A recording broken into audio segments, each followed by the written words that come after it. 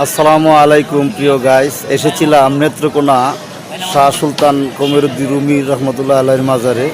তো এখানে এসে আমাদের প্রাণপ্রিয় শিল্পী বাউল কবি আব্দুল সালাম সরকারের সাথে ওনার সাথে দেখা হয়েছে।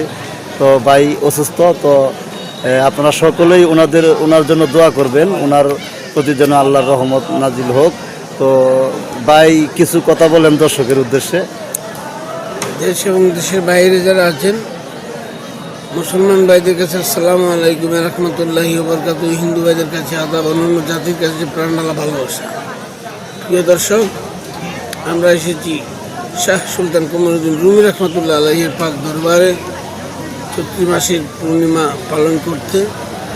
তো আপনারা সকলেই আমাদের প্রতি দোয়া রাখবেন, আপনাদের প্রতিও আমাদের তরফ থেকে দোয়া রইল। সকলেই ভালো থাকবেন, সুস্থ থাকবেন। ধন্যবাদ সবাইকে। সকলেই ওনার জন্য দোয়া করবেন, উনি অসুস্থ, আল্লাহ পাক যেন ওনাকে সুস্থ করে তুলেন।